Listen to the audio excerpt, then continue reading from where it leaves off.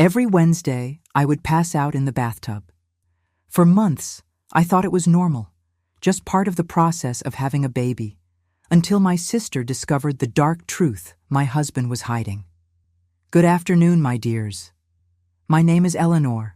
I'm 87 years old today, and I'm going to share with you a story that I've kept in my heart for decades. Before I begin, I'd like to ask you to leave a like on this video and subscribe to the channel.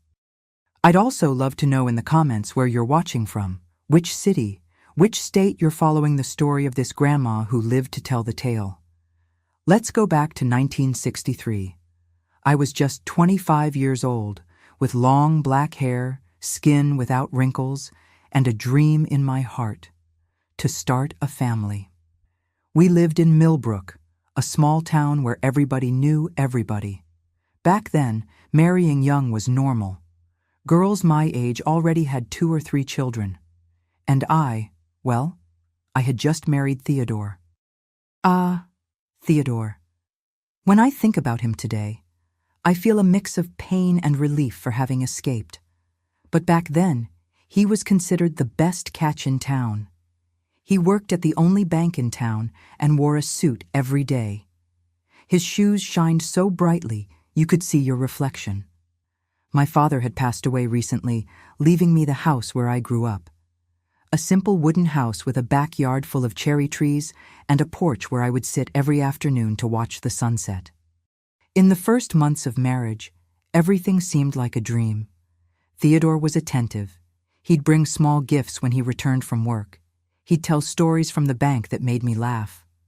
On Sundays, we'd go to church together and then have lunch with my mother. The only cloud in our sky was that after almost a year of marriage, I still hadn't gotten pregnant. You need to understand how it was back then. A woman without children was viewed with suspicion, as if something was wrong with her. The neighbors whispered, aunts asked when the baby would come, and with each passing month, I felt more and more anguished. I cried in secret when my period arrived. I prayed every day to the Virgin Mary, asking for the miracle of a child. Theodore said he didn't mind, that we had time, but I saw how he looked at our friends' children with a certain envy in his eyes. That's when his other face began to appear, the one I only discovered much later. One Wednesday in April, he came home early from the bank, bringing a small brown paper package. "Look what I got, Ellie," he said with gleaming eyes. Inside the package were dried herbs, dark green with a strong smell like wet grass. My colleague Jerry gave them to me. His wife took this tea for 3 months and got pregnant right after. It's from a healer from the Appalachian Mountains. My heart raced with hope. Can you imagine? When we want something so badly, we cling to any possibility, however small. "How do you prepare it?" I asked, already thinking about taking it that very day. "It has to be on Wednesdays," explained Theodore, very seriously. "It's St. Gerard's Day, patron of expectant mothers, and you have to follow a ritual. I'll prepare the tea for you. You drink it all at once, and then immediately take a hot bath. The heat of the water activates the principles of the herbs." Our house had that old clawfoot bathtub. It was heavy, cast iron, painted white on the outside. It had belonged to my grandmother, then my mother, and now it was mine. I rarely used it. I preferred the shower for practicality, but if that was the ritual needed to have my child, I would do it without question. The tea was as bitter as hell, a sensation that scraped my throat. Theodore always put in plenty of honey to mask it, but it was still difficult to swallow. I would drink it all in one gulp, as he instructed, and run to the bathtub already prepared with hot water and bath salts. The first time I took the tea, I noticed something strange. About 10 minutes after getting into the tub, I began to feel a drowsiness I had never experienced before. It was as if my limbs weighed tons, my eyelids closed against my will. I remember fighting to stay awake, trying to get up from the tub, but my body wouldn't respond. The last thing I remember was the warm water enveloping my body and a distant buzzing in my ears. When I woke up, I was in bed, dressed in my nightgown, and Theodore was sitting beside me, holding my hand with a worried expression. "What happened?" I asked, still confused. "You fell asleep in the bathtub, honey," he said, caressing my face. "I found you there when I got back. I was so worried. You could have drowned." I was embarrassed. I had never heard of anyone who fell asleep during a bath, but Theodore reassured me. "Jerry's wife went through the same thing. It's the tea. It's so powerful that it causes this deep sleep. That's how it works in the body, preparing it to receive a new life." And so began our Wednesday ritual. Every week, Theodore would leave work early, prepare the bitter tea, I would drink it and go to the bathtub. Every week I would fall asleep for about 15 to 20 minutes. Every week I would wake up in bed with Theodore by my side, saying he had found me sleeping in the water. After a few weeks, I began to find it strange that I always fell asleep exactly the same way. I mentioned this to Theodore, who made a worried face. "Is the tea too strong for you? We can stop if you want." But stopping was out of the question for me. I wanted that baby so badly. And in that small town, options for fertility treatment were non-existent. That tea was my only hope. "No, let's continue," I insisted. "If that's how it works, then that's how it should be." And we continued for almost 3 months. The hope of getting pregnant made me ignore all the red flags. The tea that was too bitter, the immediate drowsiness, the fact that I always woke up in bed, never in the bathtub. The few times I commented to Theodore that it was strange to always pass out in the bath, he said it was normal, that it was part of the process, that soon I would see the results. That's when my younger sister, Teresa, came to visit us. Tess, as I called her, was 20 years old and had a very different personality from mine. Where I was trusting and credulous, she was suspicious and observant. From the first day of my marriage, she never liked Theodore. "He has the eyes of a fox," she would say, "the kind that sneaks into the henhouse quietly." I always defended my husband. I said that Tess was jealous because I had gotten married, that she would eventually see how Theodore was a good man. When she arrived to spend a week with us, I made sure to show how happy we were, how attentive he was, how perfect our life was. When Wednesday came, I told her about our fertility tea ritual.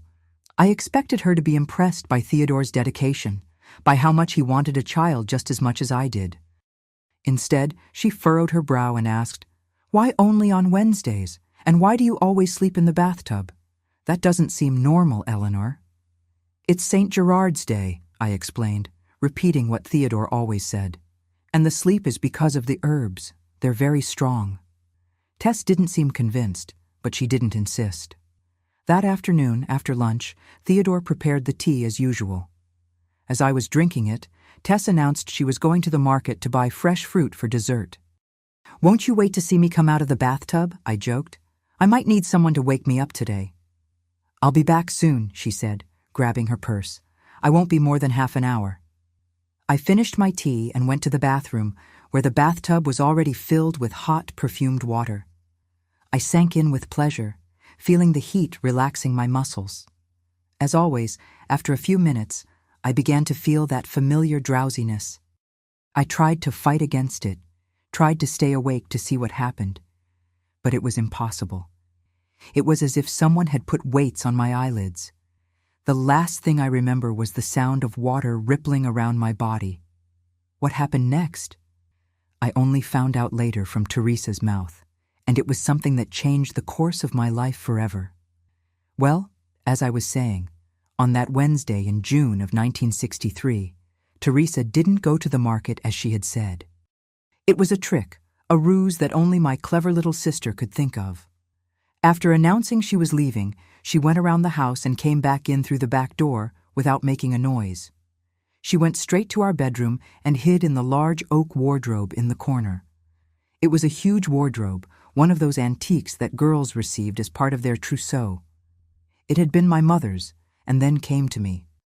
The interior was spacious, with a smell of mothballs and lavender from the sachets I placed between the clothes. Teresa crouched among the hanging dresses and left a small crack in the door to observe the room.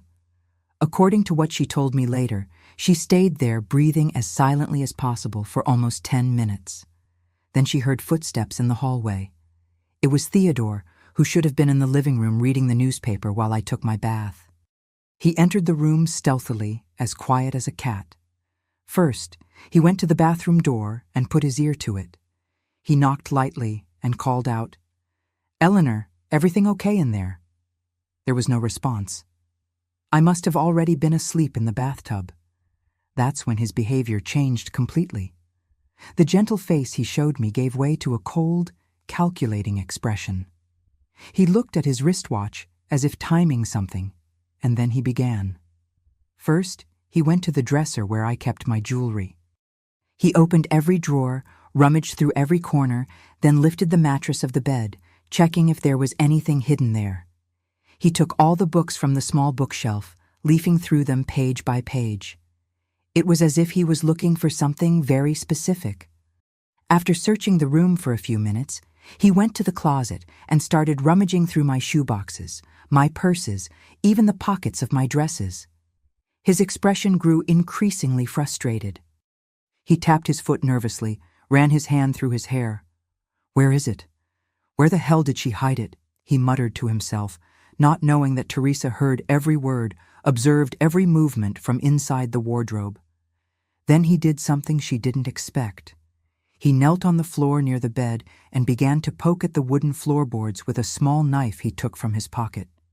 He found a board that seemed looser than the others, and with the tip of the knife began to lift it. It was a hiding place, a small, empty space between the floorboard and the foundation of the house. Meanwhile, I was still asleep in the bathtub, completely unaware of what was happening in the room next door. It had been about 15 minutes since I had entered the bath. The water was probably beginning to cool. My skin must have been wrinkled like a prune. And there was my husband, rummaging through the hiding places of the house while I was defenseless. Teresa told me that he became furious when he saw that there was nothing under that board. He swore, punched the floor. "I need to look elsewhere," he said, talking to himself. "Maybe in the guest room." That's when he looked at his watch again and seemed to remember something. "Damn, it's been too long. I need to get her out of the bathtub before she wakes up." He stood up, adjusted his wrinkled clothes, took a few deep breaths, as if he were preparing to enter a stage. He practiced a worried expression on his face and then left the room toward the bathroom. Teresa waited a few seconds and silently came out of the wardrobe. Her heart must have been racing, her hands trembling. She went to Theodore's bedside table and saw something she hadn't noticed before, a small, dark glass bottle without a label. She opened it and smelled the contents. She instantly recognized it. It was tincture of valerian mixed with belladonna. Our grandmother, Martha, was known in the region as a healer and had taught us about herbs since we were little. Valerian was used to calm the nerves for insomnia, belladonna in minimal doses for pain, but together, in larger quantities, they caused a deep sleep, almost a faint. It had nothing to do with fertility. It was a potent sedative. Teresa hid the bottle in her dress pocket and ran to the bathroom through the hallway door, arriving there almost at the same time that Theodore entered through the bedroom door. She pretended that she had just arrived from the market, out of breath, without any bags. "Eleanor fell asleep in the bathtub again?" she asked, trying to sound casual. Theodore was visibly surprised to see her there. For an instant, his mask of concern faltered, and Teresa saw what I had never seen: anger, frustration, perhaps even hatred in the eyes of the man I had married. "Yes, as always," he replied, regaining his composure.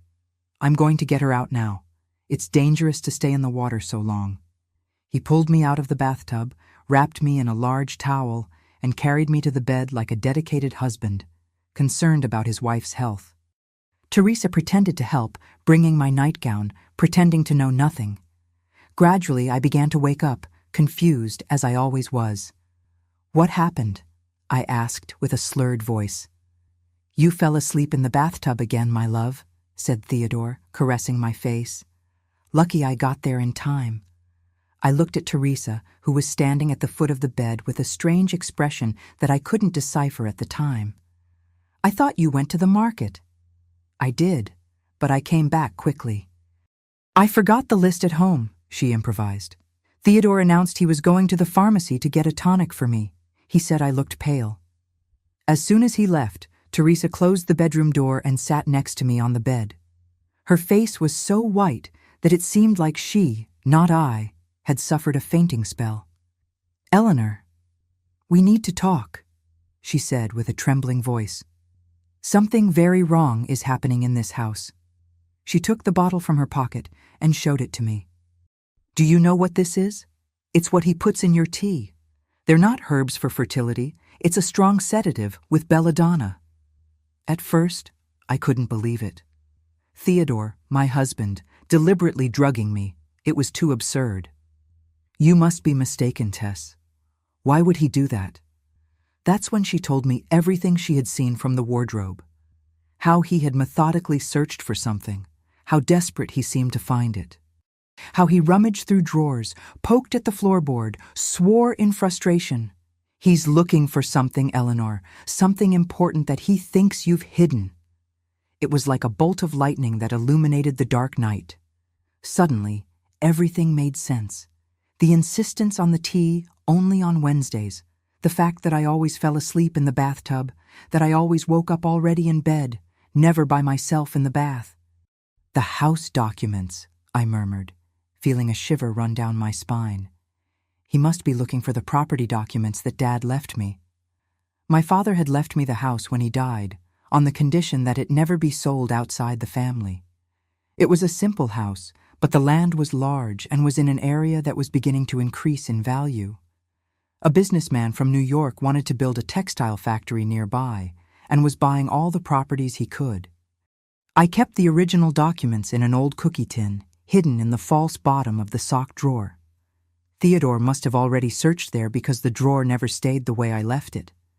But the week before, concerned about the safety of the papers, I had taken them to the county clerk's office to make authenticated copies and hadn't brought them back yet. "But why would he look for that?" asked Teresa. "The house is yours, not his." That's when I remembered the comments of the bank manager, Mr. Jenkins, a few weeks before at Sunday service. He had asked me if Theodore had already resolved that delicate situation. When I asked what he meant, Mr. Jenkins was embarrassed. He said he thought I knew. The gambling bets, the unpaid loans, but don't worry, I'm sure he'll settle everything in time. I confronted Theodore, who denied everything. He said that Mr. Jenkins was confusing him with another employee, that he had never made bets, never needed loans, and I, fool that I was, believed him. After all, he was my husband, my companion, the man who wanted to have a child with me. Why would I doubt him? Now it all made sense. He needed money to pay debts, gambling debts that I didn't even know existed, and the house, the land that my father left me, was the solution. He just needed to find the documents, make a fake power of attorney, perhaps forge my signature, and the money from the sale would solve his problems. "My God, Tess," I said, feeling my stomach turn with the realization. "He's been deceiving me this whole time. It was never about having a baby." Teresa hugged me tight, letting me cry on her shoulder. "What are we going to do?" she asked. At that moment, I made a decision that would change the course of my life forever. A decision that the young, naive, and trusting Eleanor would never have had the courage to make. But after discovering that the man I loved, with whom I shared a bed and a life, was capable of drugging me for weeks on end without any remorse, something changed inside me. "We're leaving," I answered, wiping away my tears. "Today, before he comes back from the pharmacy."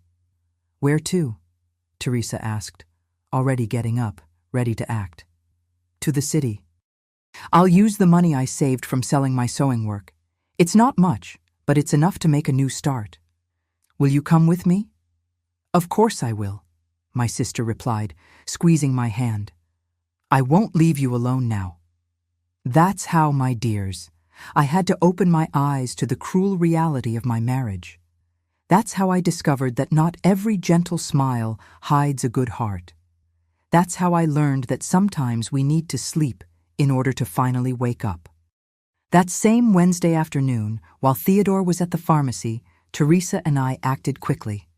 We had little time, perhaps an hour at most. My hands trembled so much that I could barely fold the clothes to put in the suitcase. I couldn't take much, just the essentials. I carefully chose some pieces of clothing, the few photographs I had of my parents, the small Bible I received at my first communion, and the wooden box where I kept my savings. It wasn't much, about $300 that I had gathered selling embroidery and sewing. Money that Theodore didn't even know I had. While I was packing, I saw the navy blue dress I had worn on my wedding day, hanging in the wardrobe. For an instant, I hesitated. I remembered the day I walked to the altar of the small church in Millbrook, with that lace veil that had belonged to my mother and the orange blossoms in my hair. How happy and hopeful I was, how I believed in the promises made before the pastor and God. I promised to be faithful, to love, and to respect in joy and in sorrow, in sickness and in health. Empty words, promises broken like fine porcelain fallen to the floor. I left the dress where it was. That innocent and dreamy Eleanor would stay behind, along with the dreams of a happy marriage and the children that never came. "What will you write to him?" asked Teresa, as she closed her small suitcase. This was the hardest part. What to say to the man who had spent months deceiving me, drugging me, looking for a way to steal the only valuable thing I possessed. I took paper and pen and sat at the small desk in the room. My first idea was to write an angry letter, denouncing everything I knew, exposing his betrayal, his lies. But then I thought better. Theodore didn't deserve to know that I had discovered his plan. He deserved to continue desperately searching for documents he would never find. That's when I had an idea, a small revenge, perhaps childish, but one that would give me some satisfaction. I wrote just one line on a piece of paper. "Look under the third floorboard in the guest room. There is what you've been wanting so badly." After writing the note, I went to the guest room that we rarely used. With the help of a kitchen knife, I lifted the third floorboard near the window. In the small empty space underneath, I placed two objects, a sealed letter and my mother's gold ring. The letter was longer. In it, I explained that I knew everything, about the tea with Belladonna, about the searches while I was unconscious, about the gambling debts. I told him that the house documents were safe with Mr. Coleman, the town notary, with specific instructions never to hand them over to Theodore, even if he appeared with a power of attorney from me. I wrote that I was leaving and that he shouldn't try to find me. "If you try to follow me or harm me in any way," I concluded, "I will make sure to tell the whole town how you drugged your own wife. Imagine how that would affect your reputation at the bank." As for my mother's ring, it was a simple piece of yellow gold with a small inlaid diamond. Dad had saved it for me as a memento of her. It was the only piece of real value I owned besides the house. For a moment I hesitated. That ring was a precious memory of my mother, but something told me I would need that small treasure to restart my life. I put the floorboard back in place, making sure it was slightly misaligned, enough to arouse Theodore's curiosity when he found my note. It was already getting dark when we finished packing everything. The clock in the living room marked almost 6 o'clock. Theodore should be returning any minute. The pharmacy wasn't far. He had already taken longer than normal. Perhaps he had stopped at the bar, had a shot of liquid courage to continue his searches when he returned home. "Shall we go through the train station?" asked Teresa, already holding her suitcase. I shook my head. No, he'd look there first. Let's take the bus at the station.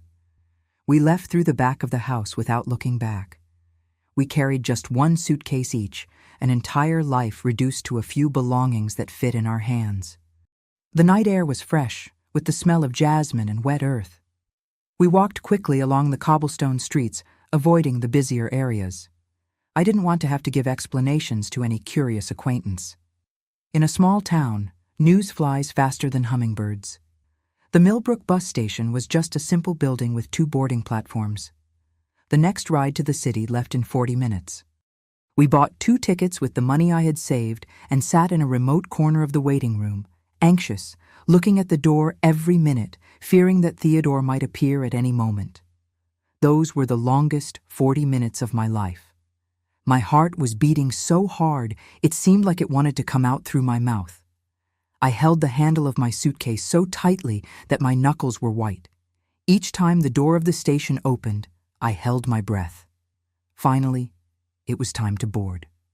When we got on the bus and settled into the cracked leather seats, I felt such a relief that I almost collapsed in tears. Through the window, I saw Millbrook begin to recede.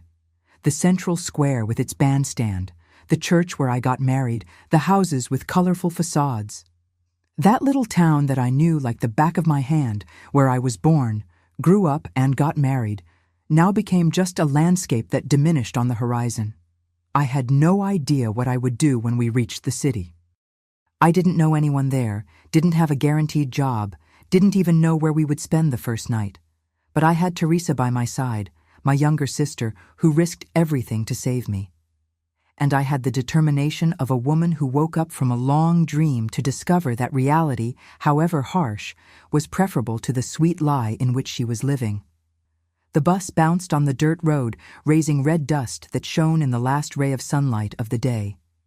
I closed my eyes and for the first time in months slept deeply, without the help of any treacherous herb in the tea. We arrived in the city just after midnight. The bus station was almost empty, with only a few sleepy passengers waiting for connections and taxi drivers looking for the last rides of the day. The fluorescent lights seemed harsh after so many hours in the dim light of the bus. The big city scared me. I had never seen so many buildings, so many lights, so much movement even at that hour of the night. "What now?" asked Teresa, holding her suitcase with both hands, looking around like a lost child. I remembered an address that I had kept for years, almost by chance. Mrs. Henderson, a lady who came occasionally to Millbrook to sell lace and embroidery, had a boarding house in the city for respectable young ladies, she would say. I had written down the address once thinking that maybe I would visit her someday. I never imagined that day would come in such an unexpected way. We took a taxi, my first taxi in life. The driver, a gentleman with graying mustaches, looked suspiciously at two young women arriving alone at that hour, but didn't ask questions. I showed him the address written on a small piece of paper, already yellowed by time. Mrs. Henderson's boarding house was on a narrow, tree-lined street, far from downtown. It was a large, old house with a columned porch and a well-tended garden in front. Even at that late hour, there was a light on in the front window. We rang the bell hesitantly. What if she didn't remember me? What if there were no rooms available? The door opened, revealing Mrs. Henderson in a flowery robe with her gray hair in curlers covered by a silk scarf. Her eyes widened at the sight of me. "Eleanor, child, what are you doing here at this hour and with suitcases?" I explained in the simplest way possible that my marriage had ended, that I needed to start over, that I had nowhere to go. I didn't go into details about Theodore or the tea with Belladonna. Some stories are too heavy to share at midnight on a doorstep. Mrs. Henderson didn't ask more questions, opened the door completely, and invited us in. "I have a vacant room in the back," she said. "It's not big, but it fits 2 twin beds. We can talk better in the morning." That night, lying in a strange bed, listening to Teresa's breathing in the dark, I thought about what Theodore might be doing at that moment. Had he returned home and found my note? Was he tearing up the 3rd floorboard of the guest room, reading my letter, finding my mother's ring? Was he furious, or perhaps even worried about me? It didn't matter anymore. That chapter of my life was closed. What would come next? I had no idea. I only knew that, for the first time in a long time, the decisions about my future were exclusively in my hands. It was scary, and at the same time, liberating. The next day, when the sun came in through the window of the small room, bringing a new day and new possibilities, I knew I had made the right choice. It felt as if I had woken up from a long sleep, not just from the sleep induced by Theodore's tea, but from a deeper numbness, that of a woman who had forgotten her own worth. Mrs. Henderson served us breakfast in the cozy kitchen of the boarding house. Homemade bread, orange marmalade, strong coffee. While we ate, I told a bit more of my story. Not everything. Some wounds were still too recent to be exposed, but enough for her to understand our situation. "I need work," I finally said, placing the cup on the table. "Anything honest." Mrs. Henderson smiled, revealing the absence of a front tooth, which somehow made her smile even more genuine. "Can you cook, child?" "I know how to make the desserts my mother taught me. Coconut candy, custard, cornbread, milk pudding. People in Millbrook always praised them." "Well," she said, getting up to clear the table, "I have a friend who needs help in her bakery. It doesn't pay much, but it's a start.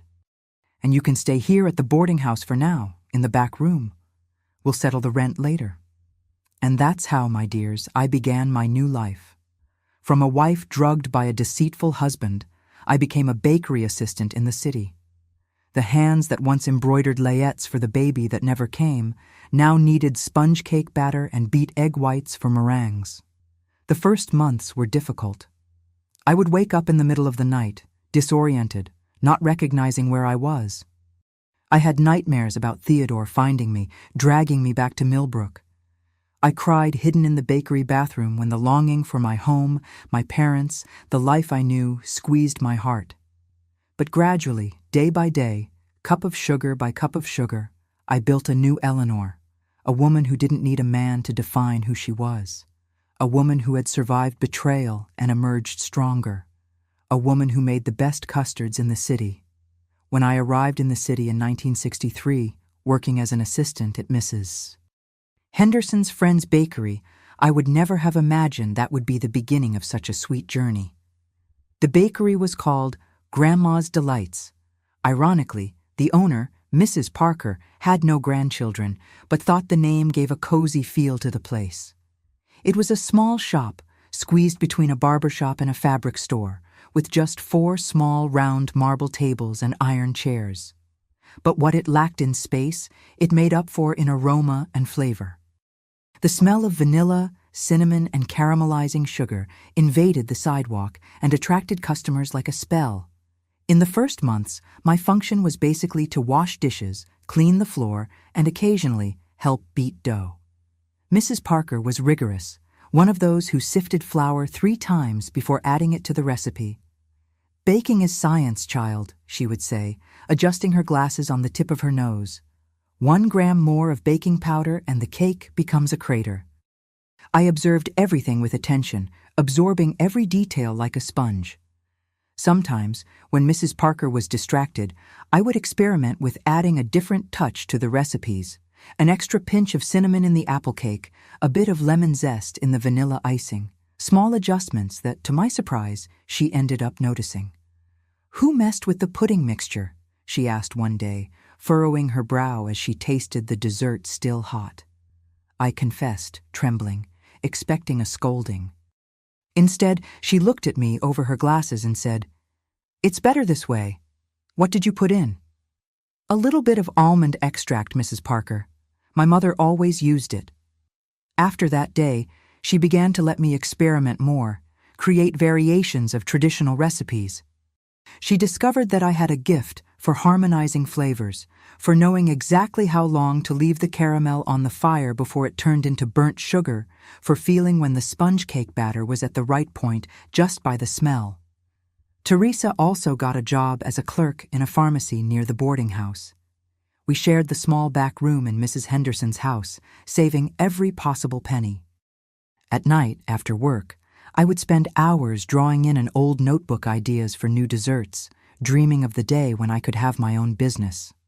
It was almost a year after our arrival in the city that I received an unexpected letter. It was from Mr. Coleman, the notary from Millbrook. I opened it with trembling hands, fearing news of Theodore, but the content surprised me. Coleman explained that, following my instructions before leaving, he had refused to hand over the house documents to Theodore even when he appeared with a power of attorney with my signature obviously forged. Unable to sell the house to pay his debts, Theodore had abandoned Millbrook a few months after my departure, leaving behind a pile of furious creditors. The letter continued, explaining that, as I had not given any news for almost a year, the house was deteriorating. Mr. Coleman suggested that I consider selling the property before it lost more value, offering to handle the transaction. "There is an interested buyer," he wrote, "the New York businessman who is expanding the textile factory." I showed the letter to Teresa that same night. "What do you think we should do?" I asked, sitting on the edge of the narrow bed. My sister didn't hesitate. "Sell the house, Eleanor. That place only has bad memories now. Use the money to start your own bakery." I replied to Mr. Coleman the next day, authorizing the sale. The process took a few months, but finally, in mid-1964, I received an envelope containing a check that represented everything that remained of my previous life. The value of the sale of my parents' house, less taxes and commissions. I remember sitting on the edge of the bed at the boarding house, looking at that piece of paper for a long time. It wasn't a fortune, but it was enough to take the first step toward my dream.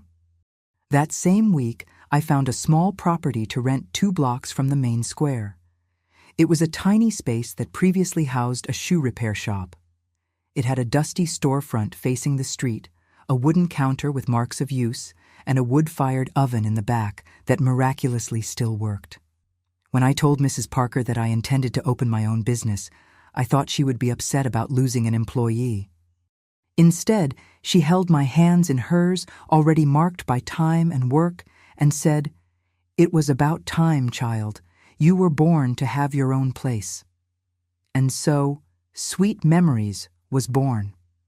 The name came from a conversation with Teresa when I commented that each recipe brought me a different memory. The custard reminded me of Sundays at Grandma's. The cornbread brought back rainy afternoons on the porch with Mom.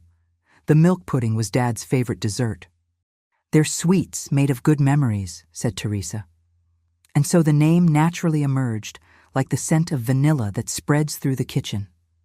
We inaugurated the bakery in September 1964 with very little money for decoration or advertising. The only extravagance I allowed myself was a hand-painted sign on the facade in blue cursive letters, "Sweet Memories, Artisanal Bakery." Below the name, a small illustration of a golden ring, the same one I had left for Theodore to find under the floorboard of the guest room, and which now, recovered thanks to Mr. Coleman, had become the symbol of my new beginning. The first months were tight. We went days without a single customer, besides curious neighbors who came in to take a peek and left buying a chocolate truffle out of courtesy. There were moments when I thought I had made a terrible mistake, that I should have saved the money from the sale of the house for an emergency. That's when I had the idea to create something different, something that no one else in the city offered, sweets that told stories. I began to create miniature scenes with sugar, small fondant sculptures that represented everyday scenes or nature. A garden of sugar flowers adorning a birthday cake, a gingerbread house with meticulous details for Christmas, a small lake of blue jelly with meringue swans floating on it. People began to enter the bakery just to see the creations in the window. Soon came orders for special occasions. "I want a cake that tells the story of our engagement," asked a young bride. "Can you make little horse-shaped candies for my son's party?" asked a mother. Each request was a challenge that I accepted with enthusiasm. I spent sleepless nights experimenting with new techniques, mixing colors in the sugar paste, testing structures that would remain firm without losing their delicacy. Many times Teresa would find me asleep on the kitchen table, with my fingers still stained with food coloring. One day, I received an order that would change the course of my small business. The mayor's wife entered the bakery looking for something special for her husband's 50th birthday. "I want to surprise him," she said, "something that no one has ever seen before." I spent a week working on that cake. I recreated in sugar and chocolate the central square of the city, with the bandstand, the benches, the trees, even the pigeons, everything in miniature with impressive details. In the center of the square, a small figure of the mayor sitting on a bench reading the newspaper. The success was immediate. Photos of the cake appeared in the local newspaper. People who had never heard of Sweet Memories began to appear. Soon, I needed to hire help. First, a young woman to attend the counter, then a kitchen assistant, and finally a baker to help me with the orders that kept coming in. In 1968, 4 years after the inauguration, Sweet Memories no longer fit in that tiny space. We moved to a larger property with a room for 20 tables, a spacious and modern kitchen, and even a small area for children's parties. Teresa left her job at the pharmacy to become the administrative manager of the bakery, taking care of accounts, suppliers, and hiring. It was at this time that I met Gerald, a fruit supplier who came from the countryside to deliver fresh strawberries and blackberries every week.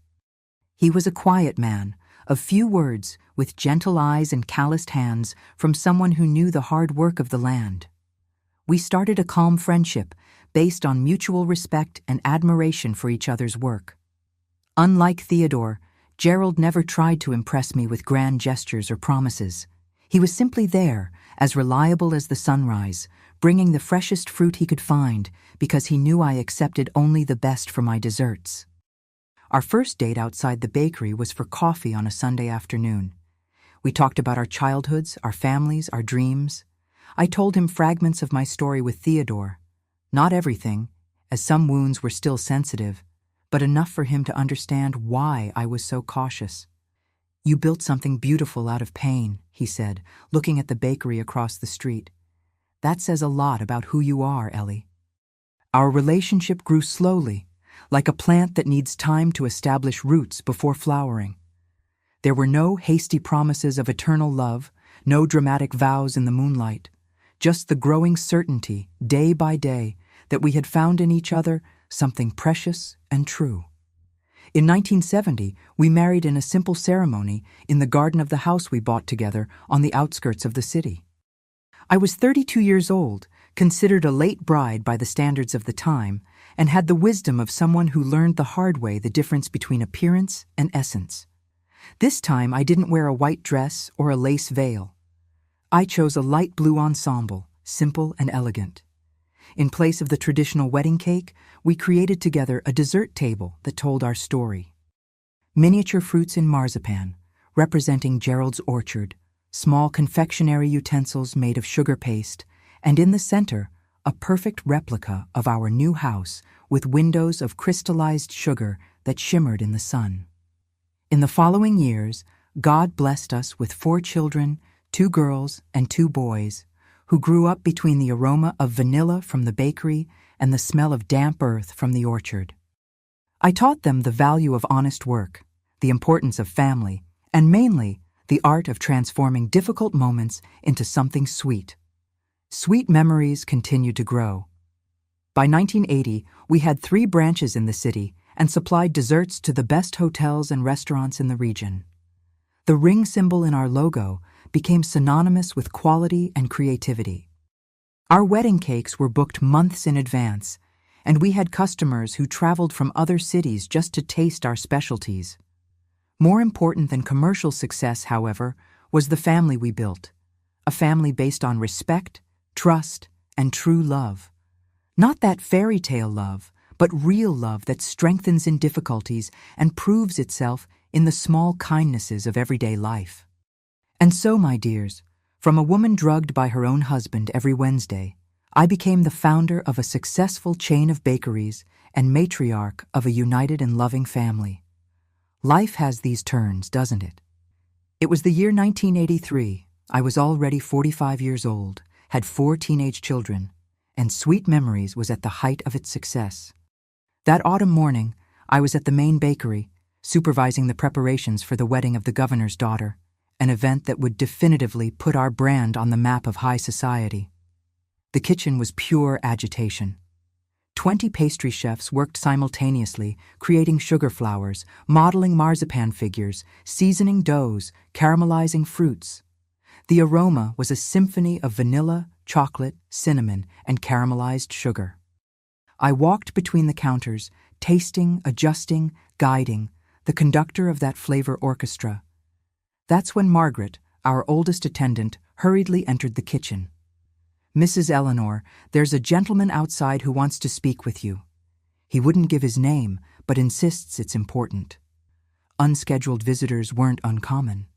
Many wanted to meet the famous Eleanor of the sugar sculptures, as the local newspapers called me. I adjusted my white uniform, ran my hand through my hair, now with some gray strands that I didn't bother to hide, and headed to the main salon. Sitting at one of the tables near the window, with his back to me, was a man with completely white hair, worn clothes, and hunched shoulders. Something in that silhouette seemed vaguely familiar to me, like a half-forgotten melody trying to come back to memory. "Good morning, sir. I'm Eleanor. How can I help you?" When he turned around, time seemed to freeze. 20 years had passed, but I would recognize those eyes anywhere. Theodore, my ex-husband, the man who drugged me on Wednesdays to search our house, was no longer the elegant young man in an impeccable suit that I had known. His face was marked by deep wrinkles, his skin mottled by the sun and by hard life. His eyes, once lively and bright, now seemed opaque, sunken in dark circles. His hands, resting on a worn wooden cane, trembled slightly. I felt a whirlwind of emotions: surprise, fear, anger, pity, and surprisingly, a kind of calm. It was as if I was facing a ghost that in the light of day had lost all its power to frighten. "Eleanor," he said in a hoarse voice, almost a whisper, "you look beautiful." For an instant, I didn't know how to react.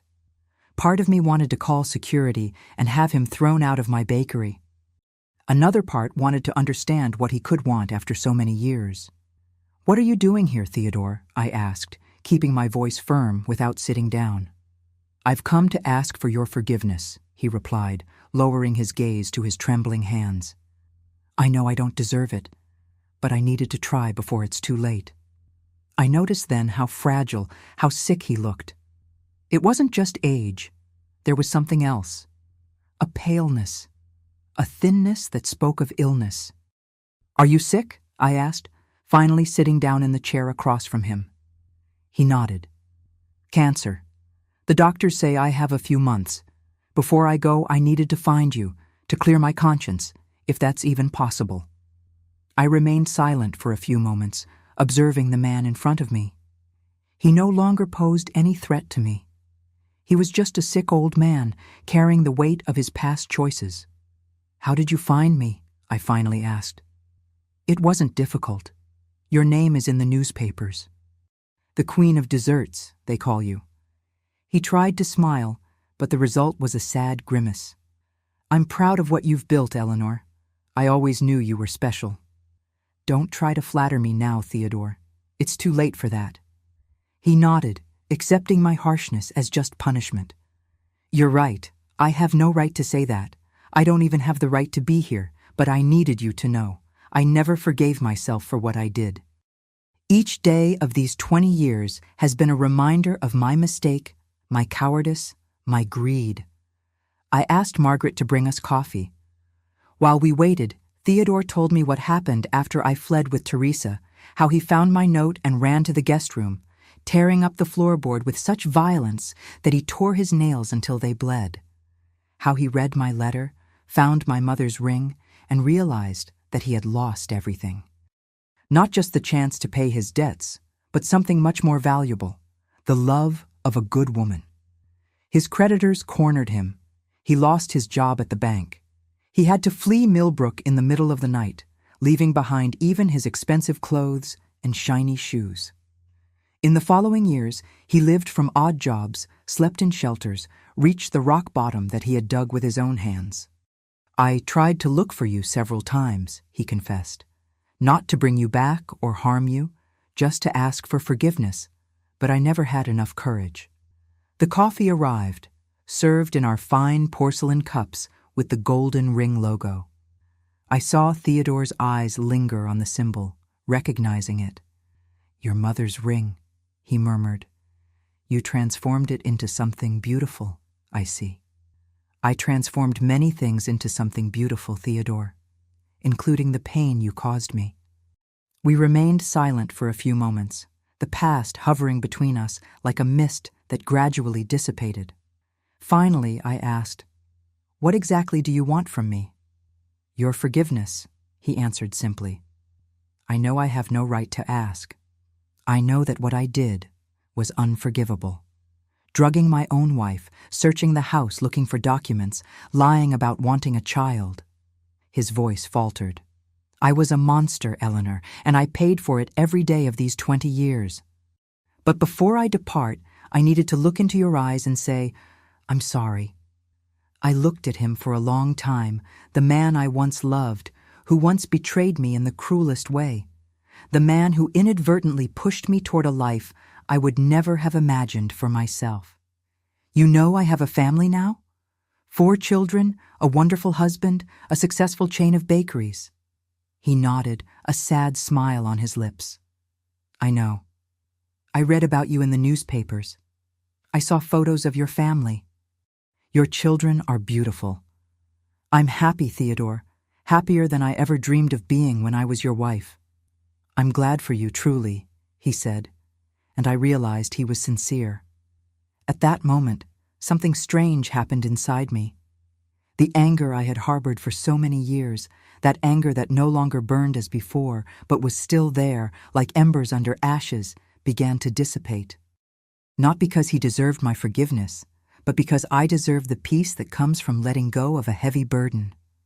I forgive you, Theodore, I finally said. Not for your sake, but for mine. I've carried this grudge for too long.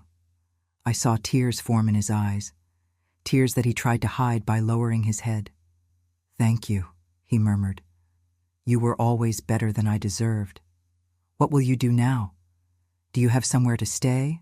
Someone to take care of you? He shook his head. I'm in a shelter downtown. I don't have anyone.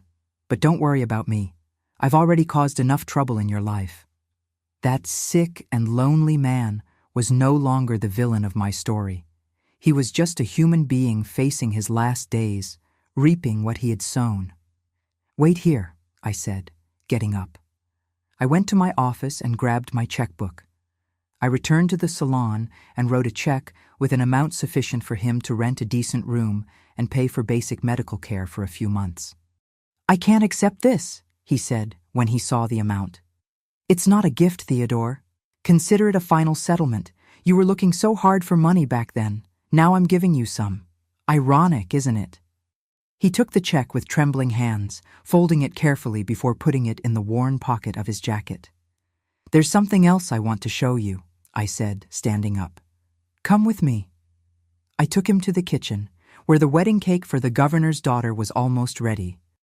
It was a work of art in sugar, 5 tiers of delicate cake covered with white fondant, decorated with hundreds of sugar flowers in shades of pink and pearl. At the top, 2 sugar swans with intertwined necks, forming a heart. You made this? He asked, amazed. With these hands? With these hands, I replied, showing my calloused palms from work. The same hands that you once held at the altar, the hands that you imagined would only serve to take care of your house and the children we never had. Theodore contemplated the cake in silence, his face a mixture of admiration and regret. It's the most beautiful thing I've ever seen, he finally said. Life is like that, I replied. Sometimes we need to go through bitter moments to create something sweet. He nodded, understanding. I need to go, he said. I've already taken too much of your day. I accompanied him to the door of the bakery. On the sidewalk, we stopped to say goodbye. Goodbye, Eleanor, and thank you, not just for the check, but for allowing me to make peace with my past. Goodbye, Theodore. I hope you find peace. He hesitated, as if he wanted to say something else, but just nodded and walked away, his cane rhythmically tapping on the ground.